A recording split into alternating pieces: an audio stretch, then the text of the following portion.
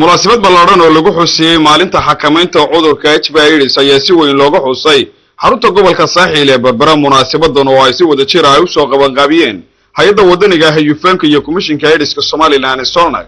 ayaa waxaa si weyn sidoo kale uga qayb qaadanayay ururada bulshada ee ay ka mid ahaayeen CDA, hay'adda Bisha Cas iyo sidoo kale hay'adda HBA ee ka shaqeysta caafimaadka gobolka Saaxil. munaasabadan oo ahayd mid ka duwaneyd kuwii hore ee lagu xusi jiray maalinta xakamaynta cudurka AIDS-ka ayaa waxay ka dhacday xarunta 26 Juun ee magaalada Berbera, iyadoo ay ka soo qayb galeen mas'uuliyiin sare oo ka socota xukuumadda Somaliland iyo sidoo kale hay'adaha laamaha dawladda ee gobolka Saaxil.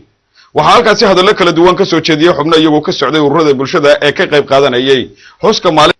loo qoondeeyay in lagu xakameeyo cudurka HIV/AIDS, sidoo kale halkaasi fariimo looga gudbiyo dadka cudurkaasi la nool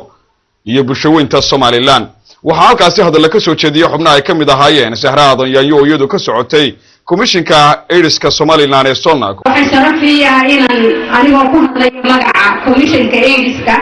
ee Solnag waxaan aad iyo aad ugu hadlayaa dhammaantiin inaad maanta xusteen si wanaagsan oo qurux badanna boorarkii waxaan soo wada maray saaka ilaa lixdii inay meel walba ka muuqato sharaf bay noo tahay. waana adduunka inaad tustaan inaad dadka xanuunsanaya iyo dadka la nool intaba garab u taagan tihiin. waxaa isaguna sidoo kale ka mid ahaa dadkii halkaasi hadalka ka soo jeediyay gudoomiyaha ururka UFNko Ali Jaamac Raale oo isaguna tilmaamay inay si weyn uga qayb qaateen xuska maalintaasi xakamaynta cudurka HIV/AIDS-ka loogu talagalay oo guud ahaanba laga xusayo caalamka. waxa kaloo iyaguna halkaasi hadallo ka soo jeediyay kala duwan xubno iyaguna ka socday ururada bulshada ee ka qayb qaadanayay xuska maalintaasi xakamaynta AIDS-ka loo qoondeeyay ee ku beegan 1 bisha 12 ee sanadka 2013.